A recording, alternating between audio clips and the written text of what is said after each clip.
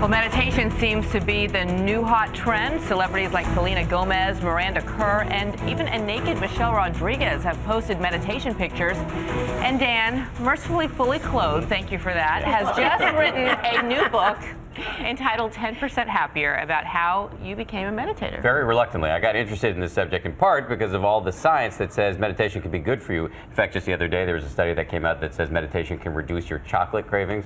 Sarah Haynes. Even more tantalizingly, there is research saying meditation can actually make you nicer. So I asked some scientists to put me to the test. Check it out. Sit right in this chair over here. The researchers at UC Berkeley wired me up as I watched a sad video.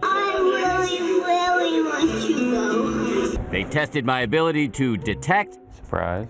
and communicate emotions through facial expressions and my voice. And then they videotaped my face as I heard a sad family story. Now he died in his early 30s, homeless in San Francisco. And asked a panel of strangers whether they found me trustworthy. We're interested in your gut feeling of your impressions of this person. In a moment, the results of what these researchers call a compassion workup. But first, why does this matter to you?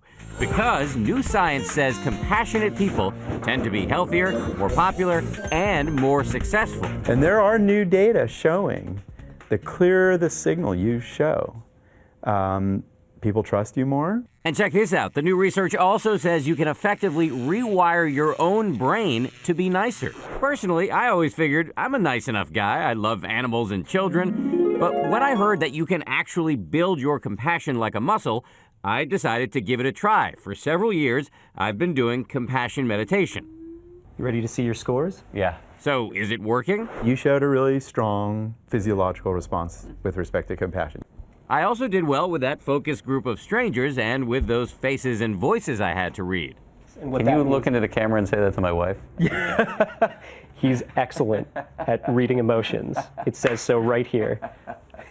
Science, baby, science. However, when it came to communicating emotions, I was well below average, which might have something to do with my job. It fit your profession so well, which is you have an eagle eye for what other people are feeling, and you're not letting them show. You're not letting other people see what you're feeling, which is the dispassionate stance. Now, whether your wife likes that, that's another question. Yeah. And I don't think my wife's a huge fan of that. Technical terms. Science, baby. Yes, yeah. Science, right? With a little mug to the camera. Right, but in all seriousness, what does compassion meditation actually involve? So How do you do it? At first, it's going to sound irretrievably dopey. Basically, what you do is you picture a series of people and send them good vibes. You wish them good health, happiness, and things like that. When I first heard about it, I said, there's no way I'm going to do it. But the research shows it can actually change your brain in the parts of the brain that have to do with compassion and empathy, and that is really good for your health. It can reduce levels of stress, and it's been shown to work. Little kids who are taught how to do this are more likely to give their stickers away to strangers.